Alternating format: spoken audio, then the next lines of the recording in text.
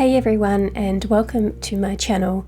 If you're an artist juggling the creative side with the nitty-gritty of running a business, then you're in the right place, because today I'm going to dive deep into a tool that has completely transformed how I manage my business, Notion. Now, if you don't know what Notion is, it's a fantastic tool that has become incredibly popular for organizing pretty much everything.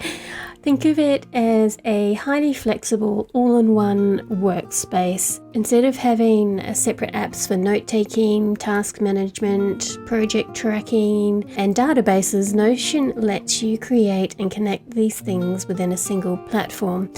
And I started using it a couple of years ago and have since gotten rid of all the other platforms that I was using and now do everything in Notion. And that includes my creative business, and it also includes my personal life stuff as well. So I have sections for both. Now, if you're new to my channel, my name is Mel Armstrong and I'm a full-time illustrator and surface pattern designer from Wellington, New Zealand.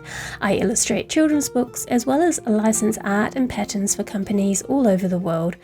On this channel, I share tutorials and my thoughts of the creative business to help and inspire other artists and illustrators who want to build a career similar to mine. Now, you might be thinking, Notion, isn't that just for taking notes? And while it's fantastic for that, it's so much more. For me as an artist, Notion has become the central nervous system of my entire operation. It's where I organize everything from licensing contracts, my art, my commission tracking, social media, YouTube, and even my creative ideas. Before Notion, let's be honest, things were a little scattered. Ideas were jotted down on random scraps of paper, inventory lived in a spreadsheet that I could never quite find, and keeping track of licenses and royalties felt like a constant juggling act. I was spending more time organizing my business than actually creating art, and that's a frustrating place to be in. That's why Notion has been such a game changer. It allows me to bring all those disparate pieces together into one cohesive and, dare I say, beautiful system. And this isn't just about having everything in one place. It's about gaining clarity, saving time, and ultimately empowering my creativity by taking the stress out of the business side. Running an art business requires wearing so many hats. You're the creator, the marketer, the accountant, the shipper, the customer service representative. It can feel overwhelming. Notion helps me define those roles within my business and create dedicated spaces for each. This means I can switch gears more easily and stay focused on the task at hand, whether that's sketching out a new concept or packaging a notebook for a happy customer. So in this video, I'm going to walk you through exactly how I've set up my Notion workspace to manage my art business. We'll cover everything from tracking art and pattern designs, planning social media content, and managing my contacts and licenses. My goal is to show you how Notion can be a powerful and surprisingly intuitive tool to help you streamline your workflow and ultimately spend more time doing the things that you love, creating art. So let's dive in and see how Notion can help you take control of your art business. So we'll start here on my dashboard. Now I have set up mine to fit my business, so for this it's going to look different for everyone. So for me, I like to have a little look at the weather in the morning. As where I live, the weather can be quite temperamental. And then I've got these quick links here to each of the sections of my workspace that I use a lot. I can also access them here. I've put them in a section called favorites, and then down in the private is where you have all the other databases, but in the favorites are the ones that I use every single day, so I like them to be quickly accessible. So I have them here as well on my dashboard so I can quickly open those different sections. I also have a little section here for today's tasks. Now these are like just quick little tasks that I know I can tick off pretty quickly and that I want to get done in the next day or two. There, if I go down further here, these are all the things or projects that I have in progress. So I always have a lot of things happening. Generally, I'll always be creating some pattern collections to add to my portfolio. I might be working on a children's book. I've got one here that I have just finished for CSIRO, a publisher in Australia. We're just waiting on final sign off for the cover page, but I'm pretty much done with that. So I'm just leaving that done until we have the final sign off on that. And then I have another one here of what I'm working on YouTube, and all I'm showing here is what I'm currently filming. If I go into my content hub, which I can access up here, you'll see I have heaps more stuff happening. So the dashboard just shows what I'm currently working on. Sometimes I'll have two here because quite often I'll be researching one video and then maybe filming one and maybe editing one. So sometimes there's 2 to 3 on here. These ones here, the LWM ones, these are all related to my Learn with Mel community hub, where I have a membership. So I run challenges, so I like to be a month or 2 ahead. So these are some that are coming up later this year. So my challenges are when I create a sort of brief for a pattern collection, and my members then work to that theme and create their own pattern collection. And we do that monthly, and it's a great way to build their portfolio. So if any of my members are watching right now, you'll see what's coming up soon. I also do weekly tutorials, so each week I film a very quick tutorial or a quick tip. So here's some that are coming up. I also run Q&A, so I like to be ahead of the game in this so that I'm ready to post these every week. And this Wednesday Whimsy is just a bunch of questions that I ask, one each week, to my community, just to get the conversations going and find out a little bit more about people outside of, they're not necessarily art or service pattern design questions, but they could be any sort of questions related to anything, just to get some interesting conversations going. So those are things that I do pretty much every week or every month, so I like to have them in here so I can see where I'm up to. And then down below here I just have a couple of general things that I like to have access to. My general to-dos are just things that I don't have to do right now, but sometimes I'll just whack something in here that I'm thinking about doing, but there's no rush, there's no priority. And then deliveries, I often like to put deliveries in here so I can put their tracking code and then jump in and see where they're up to. And then sometimes I'll put some bills to pay. Most of my bills are automated, especially through my business. They're all automated through Henry, which is what I use to do all my invoicing and my bookkeeping, and all my bills that are related to my business are processed through there so that I don't have to worry about missing a payment. So that's all automated. These are just like one-offs that I need to pay in the next day or two, basically. So yeah, that's my home and dashboard, and that's how I have it set up. It's all the things that I need to know for the day. I like to jump in here and just have a quick look every morning, add some tasks that I really want to finish on that day or the next day, and then I'll jump into what I'm working on. So generally, the Art Hub is the real base of all my work. So my biggest income is from my surface pattern collections and picture books. So I license my collections or individual patterns out to clients. So this is where most of my work happens.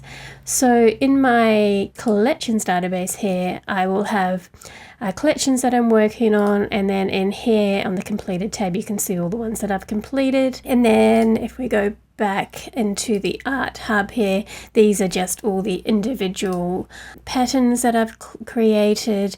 These ones are still getting created, so they don't have a cover on them yet, but basically these are all the patterns I've created. I also can see if they are on Spoonflower or not, and also if they're licensed. So I've got a tab here for not licensed, or some for licensed, some that are on Spoonflower, etc. This just makes it easy for me to be able to see at a glance if something's been licensed or not. And if we go back So I've got my individual art pieces, my collection. So within collections, you've got my individual art pieces, clients that I'm currently working with or have worked with in the past. And then my wish list is clients that I'm researching and want to reach out to for possible collaborations. And then I've got my licenses database, and that keeps track of all my licenses. And this is really important to keep a good hold of and be on top of, because if someone comes to you and wants to license a design, this makes it easier to just jump into here and check what that individual art piece or pattern is licensed to see if it's available, because some patterns can be licensed over different categories, and then some will be running out, so the license might be running out soon. So if we jump in here, we'll have a quick look. You can see all my current licenses here, and you can see like the timeline. These are the links to all that art pieces or patterns that are licensed. So I have current, then I have ones that are up for renewal, so that I can reach out to those clients and see if they want to renew them for another year or 2 years, and I get notifications for them. So here in my inbox I will have notifications to say there's something ready for renewal, and it also shows on my calendar. So this is, keeps me organized.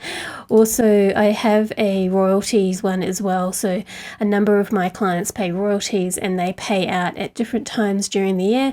Some pay yearly, some pay 6 monthly, and some pay quarterly. So my royalties database helps me manage those and chase up those who are late paying. And believe me, a lot of them are late paying. So being on top of this is really important as well. But also some clients are absolutely incredible and always pay and send reports on time. So that's great. I have a little database here called Inspiration. I quite often chuck things in here just to, if I'm feeling I'm running a blank in my head about what I want to create. Sometimes I have like weeks where I'm like just churning out patterns, and because I have so much inspiration in my mind, but then other weeks I have nothing. And so in here I've just got little bits and dabs that might actually spark my imagination again and get back on track. My to-do one here is just basically ideas of some things that I might want to do in my creative business, and then my children's books is the stuff that I'm working on, the books that I'm working on, and past books. And then I need to put some covers on these too. The shop stock, I have stationery and greeting cards in local shops near me, so I like to keep a track of the stock for those. And then also with my greeting cards, I like to keep a track of them. So yeah, that's basically my art hub, and this you can buy the template for if you want to, or you can actually learn how to create this yourself if you're a surface pattern designer, or if you want to license art. I have 2 Notion courses, and I will leave the links for those above and below so that you can check them out, and it will teach you how to create this yourself. Now in the course it teaches you to create a pretty basic setup, so mine's got quite a few more little databases, but in the course I teach just how to create the basic database that will get you started, and then once you've got those skills to know how to set it up, you can then add some others and make it more suitable for how you run your business, because not everyone's going to run it like me. So you want to make it personal to your own business. So let's have a look at one of the collections. So when I create a new collection, let's go into maybe one of my in progress ones. This one here I'm working on at the moment. So I have already made quite a bit of a start. So in here I have a template, and what I do when I create a collection, I like to write a story so that will get my sort of ideas flowing. So this one I've created a story about a farm called Willow Creek Farm and all the little things that happen on that farm, and then that kind of sparks ideas about what motifs to create. So I'll list out a few suggestions of what I could create. Sometimes I create a mood board. For this one I hadn't, because I sort of had an idea in my head of what I was going to create, but a lot of my collections will always have a mood board. I also make suggestions on maybe the colours that I'm thinking, and for this one I was thinking actually kind of lovely blush pinks and lavenders and sunshine yellows to make it really calming. And it's going to have a kind of, it's going to be geared toward the children's market. So I wanted it to be sort of bright, but not too bright, but kind of, really lovely colors. And then I created some ideas, and I don't always stick to this because once I sort of start, I then go off on a tangent and create other things. So this is what I initially put, but then I've actually gone off and created a few different things here, and I'm still going with it, so it might change even more. But if I get stuck, I can always come back to my initial design ideas. And then I've got a couple of title ideas, and I might add a few more to that as I go. So that's, in a nutshell, is how I sort of get a pattern collection going, and I've set up this collection template in this database so that it's ready so I can get started. So if I create a new one, it will populate that same template, and I can just run through all those things and then add my individual patterns here down below as I go. And of course those individual patterns there will end up in the art database as well. They're all linked together. So that is my art hub. Then I also have a content hub. So that is where I track mostly my YouTube videos. I don't really track much of any other platforms other than Instagram, and then a lot of those Instagram reels will come over to YouTube as well. But here you can see what's in progress, and then I have a gazillion ideas of what I want to create. So I come in here and just pick one of them out, and I have someone who helps me kind of come up with some ideas and which ones he thinks will do better on YouTube and which ones will be more beneficial to my audience. And then over here in my published, I have them all, and it shows me the thumbnail, the number of likes, and the number of views. Yeah, so I love to just check the stats here. And then another one is my Learn with Mel Hub, which I kind of showed you before on that main page. And then we have the Teaching Hub. So my Teaching Hub is where I track all my short courses that I create, specifically mostly for Skillshare. I have quite a few ideas here that I am creating for new Skillshare classes. I like to put out 2 a year, maybe 3 if I have time. Yeah, and this is where I track them all. And then lastly is my Finance Hub, and I'm not going to go into there because it's some personal information, but there is where I have tables that have my budget. It has my tracking of expenses, although I don't do much of that in here anymore because most of it's done through Henry, which is my bookkeeping and tax tool software. But I track affiliates, although I don't really do much affiliate marketing, but I do have some, so I have to keep track of it. Also, my royalties is linked to there as well, and I keep a track of the royalties that come in via my licenses. So that is basically how I run my business, my creative business, using Notion. I love it. I change things around every now and then, and I add to it as my business changes. I find it super easy to set up, although I do come from a software engineering background, so I do have that advantage. But I even think if you didn't have that background, you can set up this quite easily. And I know lots of my students who have done my Notion classes have given me some lovely reviews and said how easy it is to set up and then manage their business. So if you do want to give it a go, check out the links below. If you don't want to set up your own, you can also buy the templates as well. And that is it. If you like this video, do give it a thumbs up. And if you want to learn a bit about my journey into surface pattern design and the licensing business, have a look at this video here where I take you through how I went from a software engineer through to where I am now as a full-time illustrator and surface pattern designer. Till next time, happy creating. See ya.